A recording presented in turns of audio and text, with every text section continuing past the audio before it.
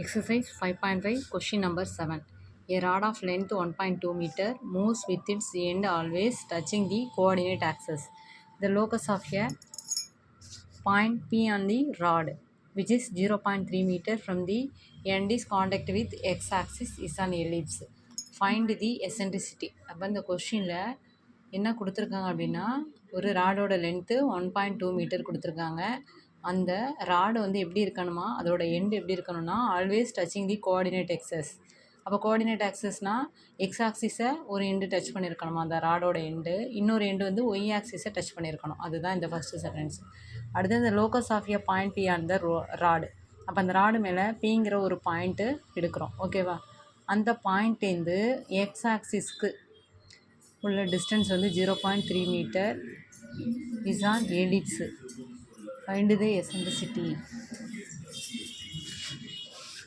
ஒரு x axis Y axis ஒரு graph, இது ராடோட ஒரு எண்டு ஒய் ஆக்சிஸில் இருக்குது, ராடோட இன்னொரு எண்டு எக்ஸ் ஆக்சிஸில் இருக்குது. இந்த ராடோட total length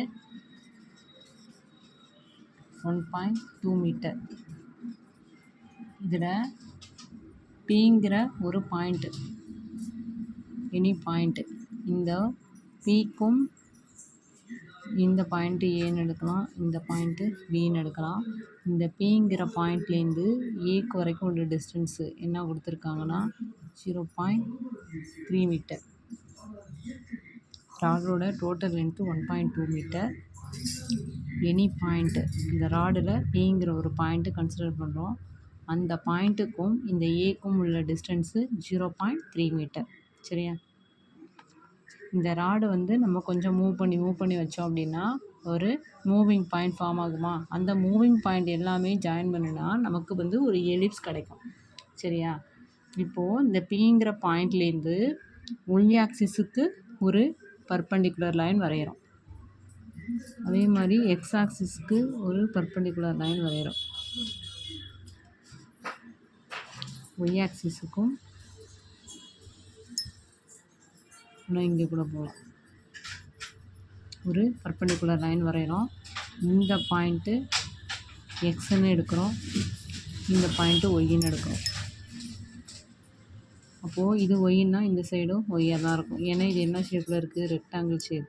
opposite sides are equal. இது எக்ஸுன்னா இது எக்ஸு, இது ஒய்ன்னா இது ஒய். இப்போது இங்கே ஒரு ஆங்கிள் இருக்குது, இங்கே ஒரு ஆங்கிள் நோட் பண்ணலாம். ஏன்னா டூ லைன்ஸ், இந்த ரெண்டு லைன்ஸும் பேரலாக இருந்தால், டூ லைன்ஸ் பேரலாக இருந்தால் கரஸ்பாண்டிங் ஆங்கிள்ஸ் ஆர் ஈக்குவல். அப்போது இந்த ஆங்கிளும் இந்த ஆங்கிளும் எப்படி இருக்கும்? ஈக்குவலாக இருக்கும். அப்போது இதுவும் தீட்டா, இதுவும் தீட்டா. இந்த ரெண்டு லைனும் பேரலாக இருக்குது, அப்போது அது கரஸ்பாண்டிங் ஆங்கிள்ஸ் ஈக்குவலாக இருக்கும். ஓகேவா? இப்போ இதுவும் தீட்டா, இதுவும் தீட்டான்னு எடுத்துகிட்டு இப்போது இந்த ரைட் ஆங்கிள் ட்ரையாங்கிள், இந்த ரைட் ஆங்கிள் ட்ரையாங்கிள், இதை தான் நாம் இங்கே யூஸ் பண்ண போகிறோம். இப்போ பாருங்கள், ஏபிங்கிற பாயிண்ட் நோட் பண்ணியாச்சு. இப்போ இந்த பாயிண்ட் நம்ம என்ன நோட் பண்ணிப்போம்னா எம், இது என். சரியா? இவ்வளோ தான் நமக்கு டயக்ராம். இப்போ நம்ம என்ன கண்டுபிடிக்க போகிறோம்? ட்ரையாங்கிள் பிஎன்பியும் ட்ரையாங்கிள் பிஎம்ஏ, இது ரெண்டு தான் கண்டுபிடிக்க போகிறோம். சரியா? பாருங்கள், இப்போ இதில் X axis Y axis total ராடோட லென்த்து 1.2 மீட்டர். அப்போது பிங்கிற பாயிண்ட்லேருந்து எக்ஸ் ஆக்சிஸ் உள்ள டிஸ்டன்ஸ் 0.3 மீட்டர். இது எல்லாமே கொஷினில் கொடுத்துட்டாங்க. சரியா? இப்போது இதுலேருந்து இந்த பி வரைக்கும் உள்ள டிஸ்டன்ஸ் என்னவாக இருக்கும்? அப்போது இந்த டோட்டல் லென்த்து வந்து 1.2 மீட்டர். அப்போ இந்த டிஸ்டன்ஸ் 0.3னா 1.2 மைனஸ் 0.3 0.9. அப்போ இந்த டிஸ்டன்ஸ் மட்டும் என்ன கிடைக்கும் நமக்கு? 0.9 மீட்டர். ஓகேவா? இப்போது ஃபஸ்ட்டு என்ன எடுத்துக்க போகிறோன்னா இன் ட்ரையாங்கிள் பிஎன்பி. அப்போ இன் ட்ரையாங்கிள் பிஎன்பி எடுத்துட்டோன்னா ஆங்கிள் எங்கே இருக்குது? இங்கே இருக்குது. சரியா? அப்போது இதில் நமக்கு இந்த சைடு தெரியும், இன்னொரு சைடு நம்ம கண்டுபிடிக்கணும். அது என்ன? இது எக்ஸு. அப்போது இது என்னவாக இருக்கும்? ரெக்டாங்கிள்னால் ஆப்போசிட் சைட்ஸ் ஆர் ஈக்குவல். அப்போது இது எக்ஸுன்னா இதுவும் எக்ஸு. அப்போது தெரிஞ்ச சைடு ஒன்று, தெரியாத சைடு ஒன்று எடுத்துக்கிறோம். சரியா? அப்போ இது ஹைப்போதனிஸு, இது ஆங்கிள் இருக்கிற சைடு என்ன? Adjacent side. அப்போ ஹைப்போதனிஸும் அட்ஜசண்ட்டும் வந்தால் cos theta equal to adjacent by hypotenuse. Adjacent என்னென்னு எடுத்திருக்கோம் எக்ஸ் டிவைடட் பை ஹைப்போதனிஸ்னால் 0.9. ஓகேவா? அதே மாதிரி என் ட்ரையாங்கிள் பிஎம்ஏங்கிற ஒரு right angle triangle angle theta. அப்போ இது அட்ஜசன்ட் சைடு, இது ஆப்போசிட் சைடு, இது ஹைப்போதனிஸ் சைடு. இங்கே நம்ம என்ன எடுக்க போகிறோம்? தெரிஞ்ச சைடு ஹைப்போதனிஸ் 0.3, தெரியாத சைடு இது ஒய். அப்போது இந்த ரெண்டு சைடும் எடுத்தோம்னா இங்கே என்ன ஆப்போசிட் ஹைப்போதனிஸ். அது ரெண்டு வந்தால் என்ன தீட்டா நமக்கு? Sine theta. அப்போ sine theta equal to opposite by hypotenuse. அப்போது ஆப்போசிட் சைடு என்ன வேல்யூ இருக்குது? இங்கே ஒய் டிவைடட் பை ஹைப்போதனிஸ்னால் இந்த வேல்யூஸ் என்ன இருக்குது? 0.3. ஓகேவா?